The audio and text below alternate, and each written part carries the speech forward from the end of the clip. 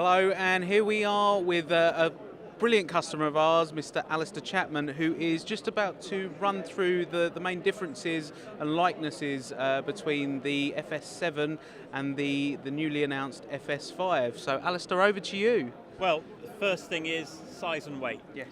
The camera body is 800 grams. This thing weighs nothing if you take the handle off and the hand grip. So it breaks down into a really small, it's only that wide. That's my hand. This thing is not a big camera. So it really does break down into a tiny little camera. So that's number one. It's really small and it's really compact. Now, in terms of differences between this and the FS7, they both have the same sensor, but behind the sensor, things start to get different. So in the FS7, you have a traditional ND filter wheel with 4 different ND positions, clear, and 3 NDs, and they're all glass, traditional ND filters. Yeah. This camera is really unique in that it has a super 35mm variable ND filter. Wow. So when this knob is in the clear position, there is nothing between the lens and the sensor. And that's actually helping with sensitivity a little bit, because this is more sensitive, or at least the latest specifications suggest it's going to be more sensitive than the FS7. When you use any of the NDs, the shaded NDs, the darker NDs, it's an electronic filter. There's one single filter that's dropped in front of the sensor, and then you vary how thick, how dark that filter is. Wow, okay. And that's stepless, so that's the steps are so small you can't see it. Yeah. You can even program your densities on the filter wheel, so your 3 different ND densities can be what you want, not what Sony say you should want. And then we have a wheel here, and we can use that then to control our exposure, controlling either the aperture or the ND filter. Wow. And where that's really nice, if using a Canon lens, say on here, lots of people use Canon lenses on these cameras, the aperture on a Canon lens goes in steps, and you will see that aperture change if you change mid-shot, but with the variable ND, no problem at all. Use the ND instead, your depth of field stays the same and everything else. Really neat, very cool feature. The codecs are different. So this has ABC HD, the same as the old FS700 used to have, but it also has only XAVC-L. So it's only long op, and something to bear in mind is that is going to require a lot more processing power than XAVC-I or a simpler codec. It's a very sophisticated codec. So in HD, it's XAVC-L's 10-bit 422. Fantastic quality, 50 megabits per second, it's going to look great. When you go to 4K though, it's 8-bit 420. And that's the best you can get internally in 4K. Now, 8-bit 420 is not ideal. It would be nice if it could be something better than that, but we're recording onto SD cards, and of course that's another difference between this and the FS7. Yeah. So you have SD cards, much, much cheaper media. These are £20 for a card compared to £200 for an XQD card. So massive saving in media, but they've had to keep the bit rate down to make that reliable, and that then restricts the codec that you can use. So a little bit of a compromise there to get that recording onto the SD cards. Now both the FS7 and this can do super slow motion, but there are huge differences actually in the way that's achieved in these two cameras. So the FS7, you set the camera up to S&Q motion. Let's say you set it to 180 frames per second. You hit record, you record at 180 frames per second, you play that clip back and it's slowed down. This camera works the same as the FS700, so it has a memory cache, a buffer. Yeah. So the memory in the camera is constantly filling up, and if you're shooting at 240 frames per second, you have about a 7-second buffer period. And if you hit record, you can record conventionally, so you can record for 7 seconds, or you have that pre-record function where the action happens, then you press record, and that 7 seconds is dumped into the SD cards. And actually, for a lot of stuff that I do, I prefer that system. If you're doing a football match or something like that, a goal is scored. To be sure of getting that goal, you'd have to just keep rolling and rolling and rolling and rolling and rolling in high speed, and you're going to fill up all your media. Whereas with this, it's like, oh, there's the goal, hit the button, and you've got it. So in many respects, actually, it's a system. It's really nice.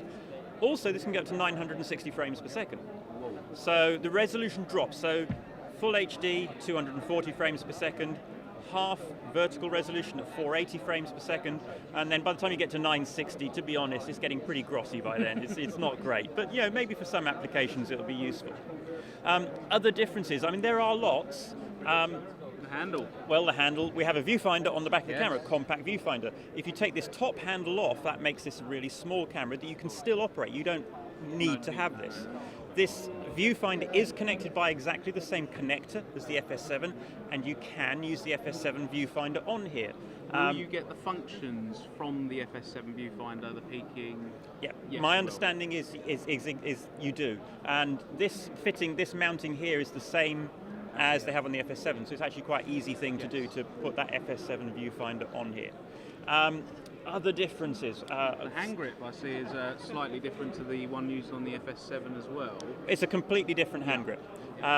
It's different shape, ergonomic. It's actually it's even better than the one on the FS7. It's really nice. It's very solidly built. You can take this hand grip off, and then you can replace the mount for this hand grip with an ARRI rosette. It's an optional extra, you have to buy it. Yeah. It's not going to be too expensive, I hope. Replace that with an ARRI rosette, and you can then put the FS7 hand grip on here if you want, or you can put any ARRI hand grip, rod, bar, whatever you want on there. So it's really flexible and versatile. Coming around to the back of the camera, something else that's different is we have a LAN port on the camera. So it has Wi-Fi, and this camera can stream, which the FS7 can't do, over Wi-Fi and upload via FTP over Wi-Fi or LAN. I mean, if you're shooting a conference for a corporate client and you're going to stream it live, you don't want to use Wi-Fi. Wi-Fi drops out and things like that. Nice LAN connection that's going to be much more reliable, and that really extends what you can do in terms of possibilities with this camera. What else is there? It has got lookup tables and S-Log.